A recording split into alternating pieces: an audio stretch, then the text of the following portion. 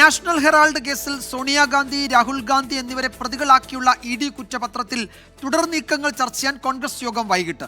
AICC അധ്യക്ഷൻ മല്ലികാർജ്ജുൻ ഖാർഗെയുടെ അധ്യക്ഷതയിൽ 4 മണിക്കാണ് യോഗം. വൈകിട്ട് 4 മണിക്ക് AICC ആസ്ഥാനമായ ഇന്ദിരാഭവനിലാണ് യോഗം. കോൺഗ്രസ് അധ്യക്ഷൻ മല്ലികാർജ്ജുൻ ഖാർഗെ വിളിച്ച യോഗത്തിൽ മുതിർന്ന അഭിഭാഷകനും രാജ്യസഭാ എംപിയുമായ അഭിഷേക് മനു സിംഗ്വിയും പങ്കെടുക്കും. ജനറൽ സെക്രട്ടറിമാർ, സംസ്ഥാന ചുമതലയുള്ളവർ, യൂത്ത് കോൺഗ്രസ്, മഹിളാ കോൺഗ്രസ് നേതാക്കൾ തുടങ്ങിയവരോട് യോഗത്തിൽ പങ്കെടുക്കാൻ നിർദ്ദേശം നൽകിയിട്ടുണ്ട്.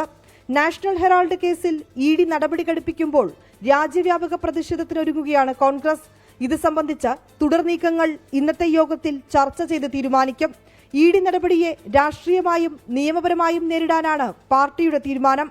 അഭിഷേക് മനു സിംഗ്വിയുടെ നേതൃത്വത്തിൽ കേസിലെ തുടർ നിയമ നടപടികൾ ഉൾപ്പെടെ ഇതിനോടകം ചർച്ച ചെയ്ത് തീരുമാനിച്ചിട്ടുണ്ട്.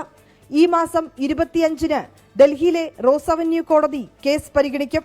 24 ഡൽഹി.